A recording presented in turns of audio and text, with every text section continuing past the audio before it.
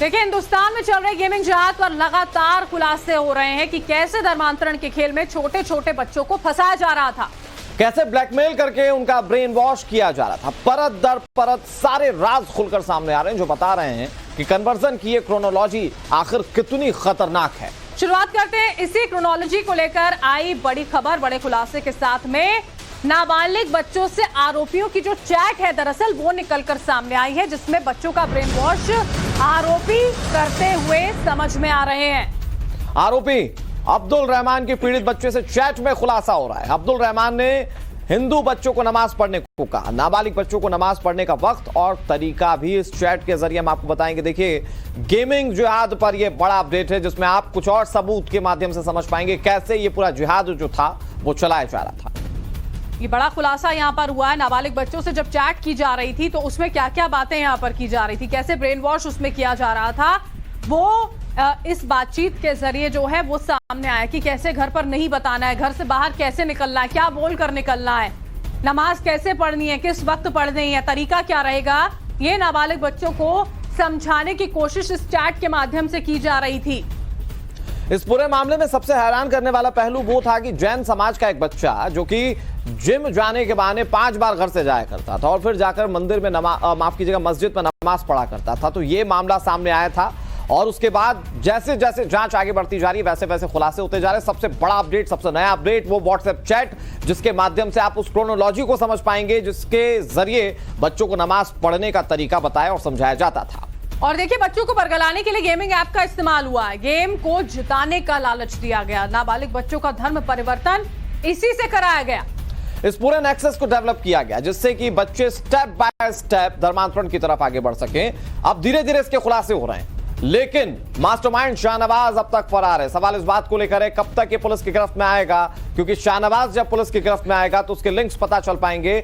विदेशों में क्या इस धर्मांतरण की साजिश रची जा रही है भारत में फैलाने के लिए, इसको लेकर भी बहुत सारी चीजें साफ हो पाएंगी। हमारे साथ 2 सहयोगी जुड़ गए हैं। मोहित ओम हमारे साथ जुड़ गए हैं गाजियाबाद से, राकेश त्रिवेदी हमारे साथ जुड़ गए मुंबई से। शुरुआत मैं आप ही से करता हूं मोहित, क्योंकि जिस तरह से शाहनवाज अब तक पुलिस के हत्थे नहीं छुड़ाए और इस मामले को लेकर जैसे जैसे चीजें निकलकर सामने आ रही है, सवाल इस बात को लेकर है कि अगर शाहनवाज गिरफ्तार हो जाएगा तो फिर कितनी सारी चीजों से पर्दा उठ सकता है। हाँ बिल्कुल, देखिए अभी जो पुलिस के सामने सबूत सामने निकल कर आ रहे हैं वो उन बच्चों के मोबाइल से निकल कर आ रहे हैं जो बच्चे ने धर्मांतरण किया या जिनको प्लानिंग थी, जो बच्चे उस कम्युनिटी से जुड़े हुए थे जिस कम्युनिटी में शाहनवाज अपने हेट स्पीच दिया करता था या वो तरीके बताया करता था इस्लाम में कन्वर्ट होने के।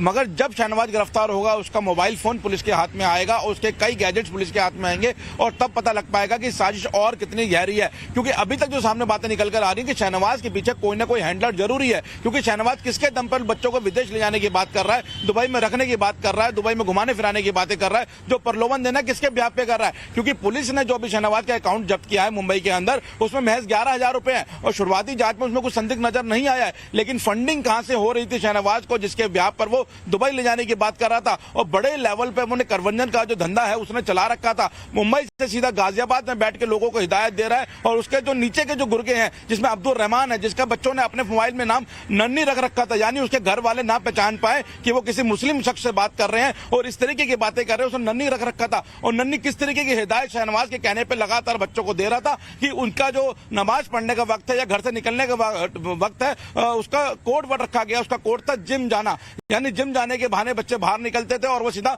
नमाज पढ़ने जाते थे। जो चैट हमने एक्सेस करी है, जो टाइम्स नाउ भारत के पास चैट है, उसमें साफ नजर आ रहा है कि बच्चे अपना एग्जाम दे रहे हैं। वो कह रहे हैं कि मेरा प्रैक्टिकल का नमाज है, मेरा प्रैक्टिकल का वक्त है, लेकिन मैं जुम्मे की नमाज छोड़ पा रहा हूं, तो मैं क्या करूं। तो वो बता रहे हैं कि आगे क्या करना है। तमाम तरीके से बच्चे उनके संपर्क में है, लगातार बच्चों को बताया जा रहा है कि किस तरीके से वो नमाज पढ़े, मस्जिद जाते हैं तो मस्जिद में वजू कहां करना है, किस तरीके से बैठना है, कहां पे नमाज पढ़ना है। तो इन चैट के माध्यम से अहम खुलासे जो है वो यहाँ पर देखने को मिले। अब देखना ये होगा कि आगे की जांच किस तरह तेजी से आगे बढ़ती है। राकेश हमारे साथ जुड़े हुए हैं।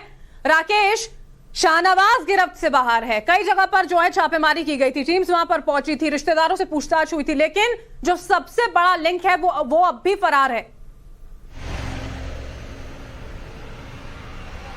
जी बिल्कुल, इस मामले में बल्कि ये शाहनवाज अब भी फरार है। उसका मोबाइल फोन और उसका जो कंप्यूटर जिससे वो गेम खेला करता था, इससे कई खुलासे हो सकते हैं क्योंकि ये एक ऑनलाइन गेम था जिसमें 4 से ज्यादा लोग एक ग्रुप में ज्वाइंट होते थे। तो क्या शाहनवाज इसके अलावा भी किसी और ग्रुप का हिस्सा था या नहीं था, किन और बच्चों से वो बातचीत क्या करता था, क्या इस जैन परिवार की तरह कोई और भी ऐसे थे जो उसके साथ लगातार संपर्क में थे, ये अपने आप में एक सवाल है। और इसीलिए गाजियाबाद पुलिस जो है वो पूरी पुरजोर कोशिश कर रही है कि किसी तरीके से वो जो है शाहनवाज तक पहुंचे। हालांकि उसकी मां से लगातार पूछताछ की जा रही है, उसके भाई से पूछताछ की जा रही है। हमें यह भी बताया गया था कि एक बार शाहनवाज से भी संपर्क करने की कोशिश की गई थी, लेकिन उसके बावजूद शाहनवाज पुलिस से जो है दूर भाग गया उनकी गिरफ्तारी से। और सवाल यही है कि अगर वो इतना पाक साफ है, अगर वो बेकसूर है, तो आखिर वो पुलिस के सामने आकर के सहयोग क्यों नहीं कर रहा जांच में।